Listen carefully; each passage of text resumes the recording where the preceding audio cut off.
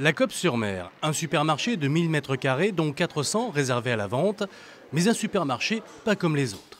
1 à 2 fois par semaine, Olivia vient ici livrer des fruits et légumes, tous issus de la production locale. Ça, c'est des navets boules d'or de Greg.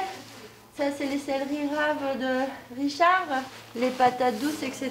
Brocolis, chou-fleur, tout ça, ça vient de hier. Et c'est la production locale en agriculture raisonnée paysanne. Ces produits sont frais, ramassés le matin et proposés en circuit court aux clients. Enfin, dans ce supermarché, on ne parle pas de clients, mais de coopérateurs.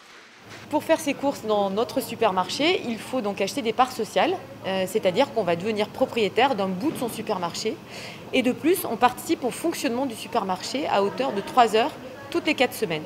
C'est le cas de Joëlle. Elle est à la retraite. Ce matin, elle a travaillé à la pesée, vérifié les commandes. Elle peut maintenant faire ses courses et acheter des produits qu'elle a demandés. Nous avons la possibilité de choisir les produits qu'on va mettre dans les rayons. Si on a besoin de quelque chose, on le met dans un classeur et les salariés vont les commander. Là, par exemple, j'avais demandé du tofu à l'ail aux ours et aujourd'hui, je l'ai trouvé. Donc c'était génial.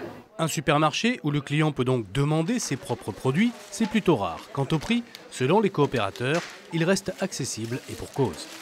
80% des tâches de fonctionnement sont portées par des bénévoles. Et en fait, quand on sait que c'est le prix des salaires qui impacte en premier les produits qu'on achète, le fait d'avoir moins de salariés, ça fait mécaniquement baisser les prix. Pour devenir coopérateur, il faut investir 100 € pour acheter 10 parts et seulement 10 € pour les bénéficiaires des minima sociaux. Aujourd'hui, la Coppe-sur-Mer compte 490 coopérateurs.